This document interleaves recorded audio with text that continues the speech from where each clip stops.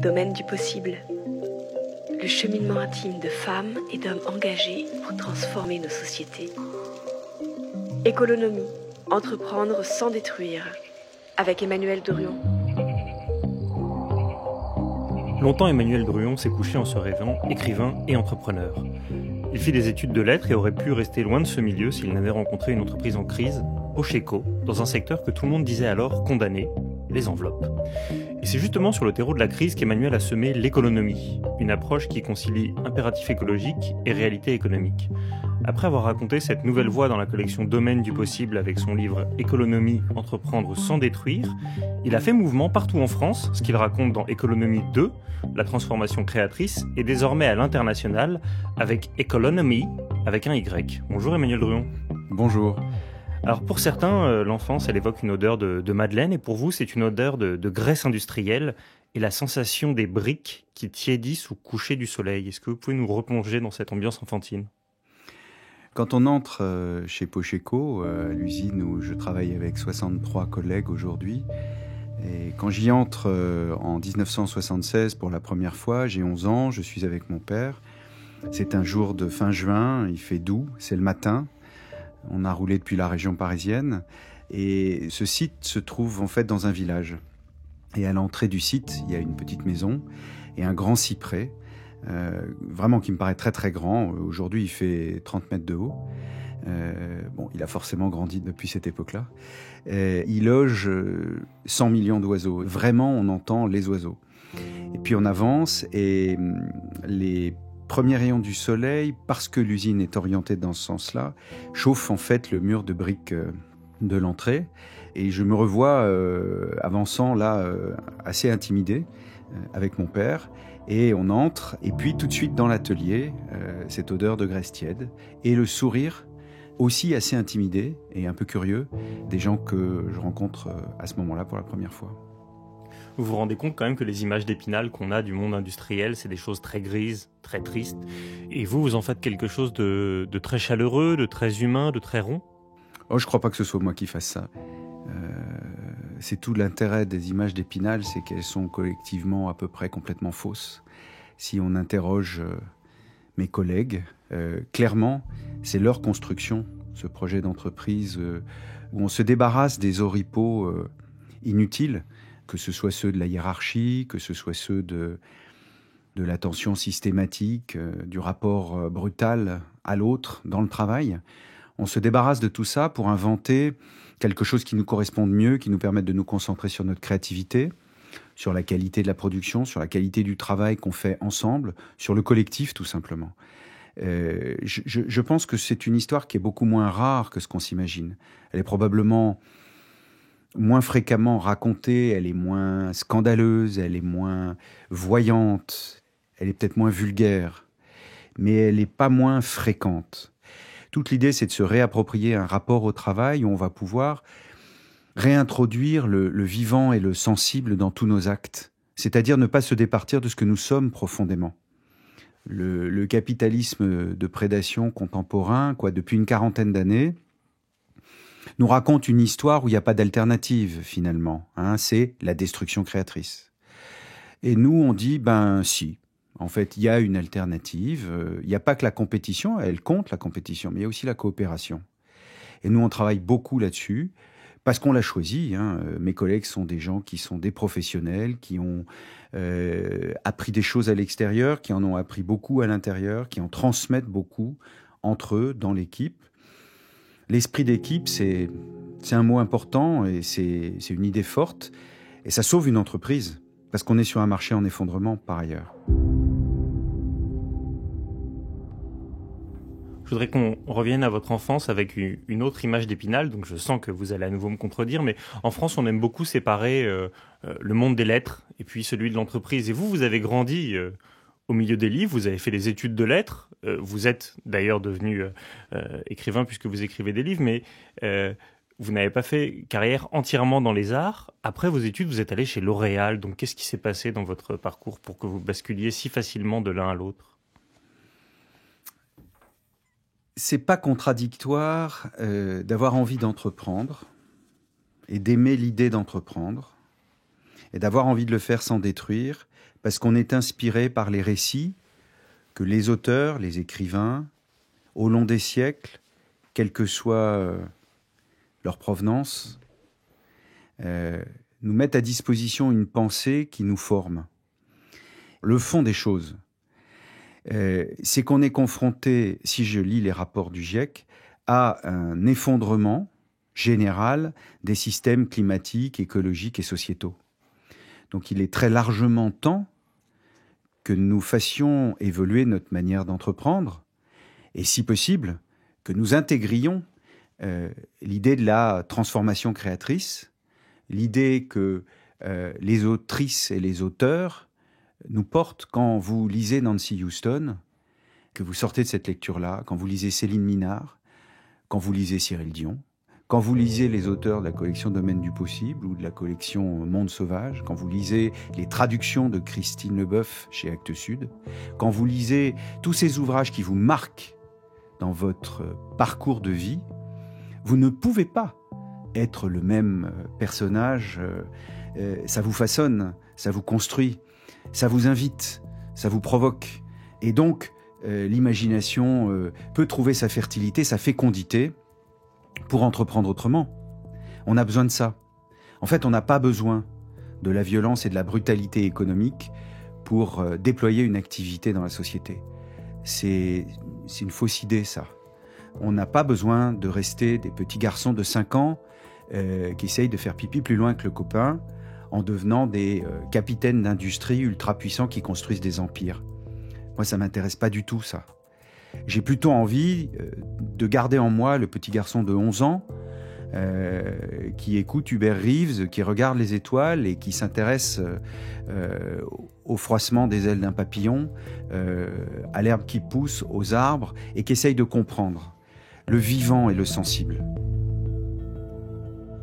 Merci pour ce plaidoyer pour le vivant et le sensible. Avant d'en venir à Pacheco, une dernière question personnelle. Les enfants se construisent toujours en opposition ou en filiation à leurs parents. Et quand vous avez repris l'entreprise en difficulté Pacheco, vous le deviez sans doute beaucoup à une figure très importante qui est celle de votre papa qui était entrepreneur. Qu'est-ce qui vous a légué ? Alors, j'ai la chance, j'ai adoré mon père. Il m'a beaucoup associé à ses projets d'entrepreneur. Il me racontait beaucoup. C'était un homme qui ne parlait pas beaucoup, mais qui faisait récit. Mais je dois aussi beaucoup à ma mère.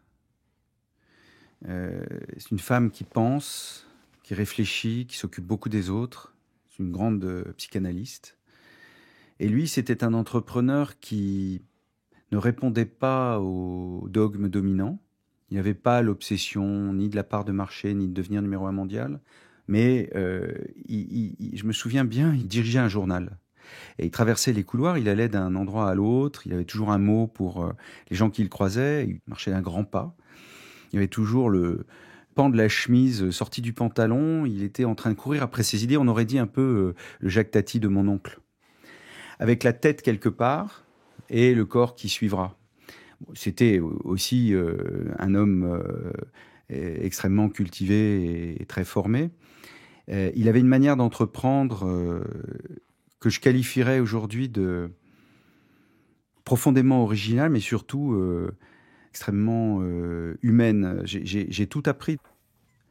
Le recul, l'autodérision, et puis l'envie de créer d'une façon non destructrice, c'est-à-dire la non-violence.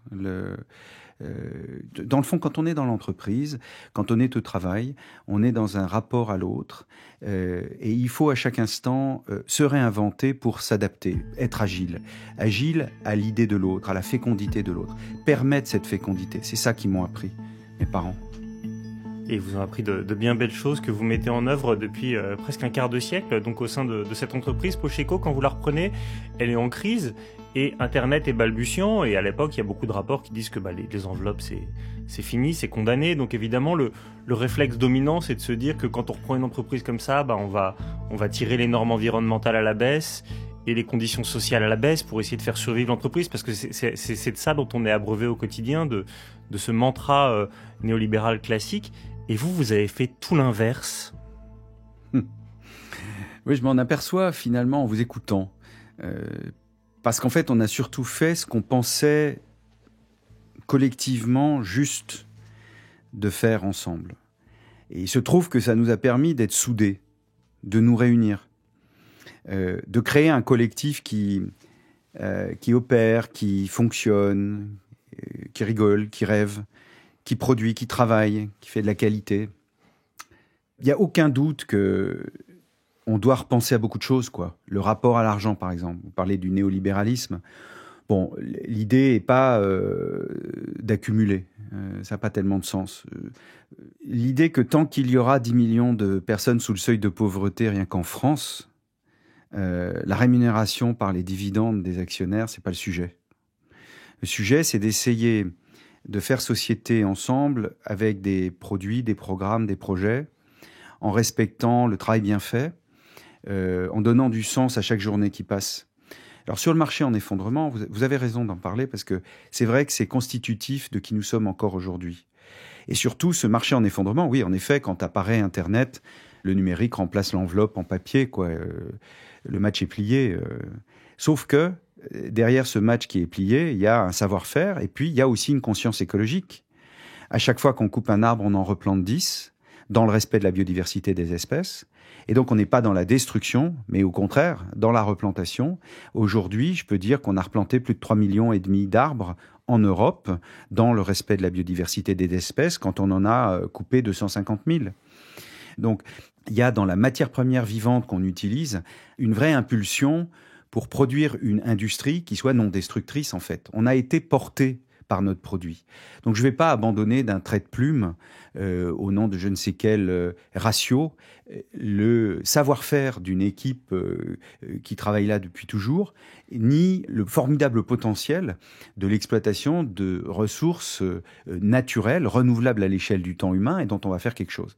Donc avec mes collègues, on va commencer par réinventer, améliorer, perfectionner la façon de fabriquer nos enveloppes. Et on est toujours dans ce procédé-là aujourd'hui. On continue de fabriquer des enveloppes. Ce qu'il y a simplement, c'est que après avoir changé les encres et pour faire des encres à base d'eau, de pigments naturels et sans métaux lourds, après avoir changé les colles pour tomber sur des colles végétales, après avoir changé le papier des fenêtres qui était en plastique bizarrement est devenu en papier à nouveau. On a fait des fenêtres en papier. Donc on a tout changé en fait dans les matières qu'on utilise, les matières premières, tout changé dans les produits. C'est-à-dire que tout d'un coup, on n'a plus de produits toxiques. Bref, on est venu à des raisonnements sobres et qui nous ont amenés à repenser notre métier. Et cet exercice d'agilité intellectuelle, parce qu'on avait du temps devant nous, puisqu'on ne cherchait pas les ratios, on voulait juste être à l'équilibre. Donc on demandait à nos clients de financer une activité et quand on gagnait de l'argent, on le réinvestissait systématiquement dans l'entreprise. Donc il n'y avait pas de fuite de ces résultats, tout était réemployé. Et ça nous a permis de nous réinventer. On a créé les conditions pour devenir aujourd'hui une usine zéro déchet, zéro plastique, autosuffisante en ressources électriques, en ressources hydriques industrielles, zéro fossile, zéro fissile, on n'est pas relié au réseau électronucléaire français. Bref, une usine qui laisse pas de traces. La seule trace qu'on laisse, c'est celle des produits de qualité qu'on fabrique et qu'on transforme et qu'on livre à notre clientèle. Et la seule trace qu'on laisse, finalement, c'est le rapport à l'autre qui est dans cette exigence d'un niveau d'entrepreneuriat où l'autre existe, pas comme un objet, pas comme un numéro, mais comme une personne. Qu'est-ce que ça nous dit ? À une autre échelle. Ça nous dit qu'il y a des moyens de faire changement quand il y a une obligation de survie. Et donc, j'estime qu'à notre petite échelle, on est en mesure de raconter, accompagner, faire le récit de cette confrontation à l'effondrement que l'on a dépassée. Alors, je ne sais pas si dans 10 ou dans 20 ans, Pocheco survivra à tout ce qu'on est en train de faire. Mais en tout cas, jusqu'à ce jour, tout ce qu'on a construit, c'est quelque chose qui se fonde sur un effondrement, une libération de la créativité et une fécondité autour de la réinvention d'un projet collectif. En vous écoutant, j'entends que tout ce que vous mettez en place pour la préservation de l'environnement et aussi pour le fait de replanter notamment, c'est des choses que vous connaissez, que vous maîtrisez sur le bout des doigts. Aujourd'hui, il y a nombre de chefs de très très grosses entreprises qui disent qu'ils vont atteindre la neutralité carbone parce qu'en gros, ils sont dans un système exclusivement de chiffres. Et ils disent, pour chaque mauvaise action qu'on fait, on va replanter, mais sans savoir effectivement si c'est dans le respect de la biodiversité. Est-ce qu'il ne serait pas un peu urgent que tous ces gens aillent faire un petit séjour en immersion chez Pocheco ? Vous les accueilleriez ? Oui, on est accueillant, bien sûr. Mais ce n'est pas le problème. Parce que ce n'est pas eux qui décident. Ce n'est pas les grands chefs des grandes entreprises du haut de leur tour à la Défense qui décident, en vrai. C'est vous et moi. C'est nous qui sommes les salariés de ces gens-là. C'est nous qui sommes, dans une entreprise de 100 000 personnes, il y a des sous-groupes de 10 et de 5 personnes. Si ces gens-là décident le changement et de l'accompagner, sans violence, mais avec détermination, c'est possible. Et nous, avec mes collègues, c'est ça qu'on accompagne. Parce qu'à la demande d'un certain nombre d'états-majors, qui savent que le modèle doit évoluer, que les empires ne sont pas éternels, et que donc, pour durer, il faut se réinventer, mais par la base, par la citoyenneté. 10, 15, 20% des gens qu'on rencontre dans les entreprises nous disent qu'à titre personnel à la maison, ils sont déjà au zéro déchet depuis longtemps. Ils sont très préoccupés par la question de la santé humaine, de l'écologie. Et ils sont formidablement frustrés de ne pas pouvoir tenir cette ligne quand ils prennent leur poste de travail. Et nous, on leur dit, quand vous prenez votre poste de travail, vous ne déposez pas la démocratie à la porte de l'entreprise. Vous ne déposez pas non plus votre cerveau au vestiaire en prenant votre fonction. Donc on va pouvoir, avec l'autorisation de l'état-major, autour d'un programme qu'on va construire ensemble, on va déclencher des clés qu'on appelle, nous, les clés de l'économie. C'est un néologisme que je n'ai pas inventé, que j'ai trouvé dans un livre de Corinne Lepage en 2008, qui associe l'idée de l'écologie et de l'économie, qui ne serait donc pas contradictoire. Et ça, on a créé avec mes collègues le bureau d'études qu'on a créé qui s'appelle Ouvert, avec Élodie Bia, Kevin Franco, Édouard Sellier et toute l'équipe.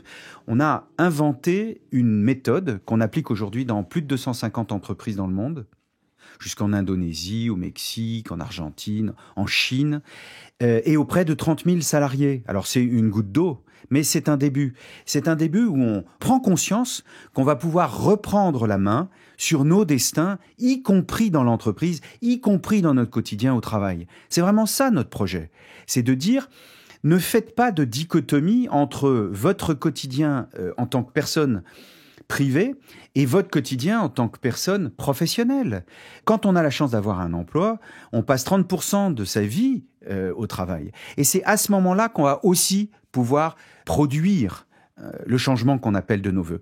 Alors, nous, les 10-20% des gens avec lesquels on bosse, c'est ceux qu'on appelle des engagés.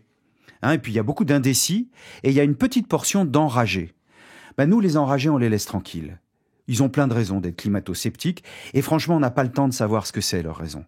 Parce qu'il y a une vraie urgence qui est de mobiliser les engagés pour qu'ils transforment les indécis dans de nouveaux engagés quand c'est possible et que très vite, on a vu pas mal d'équipes basculer avec 25-30% de convaincus, d'engagés. On bascule un modèle. On change. Alors pour terminer, on va raconter demain, après-demain. Si je peux me permettre une critique, vous êtes trop modeste, que ce soit en tant qu'auteur ou en tant qu'entrepreneur. 3000 personnes qui vous visitent chaque année et 30 000 salariés dans le monde qui sont fédérés autour de l'économie, c'est déjà beaucoup. Qu'est-ce qui vous donne foi en l'avenir, en l'idée que ce mouvement-là, il va s'accélérer de façon importante ? Je crois que c'est gagné. Je crois que c'est gagné. À partir du moment où on libère l'information précise, c'est la force d'Actes Sud. C'est un éditeur qui travaille beaucoup les textes qu'on lui présente et rencontre et réfléchit beaucoup au contenu. C'est pas de la littérature rapide, vite faite.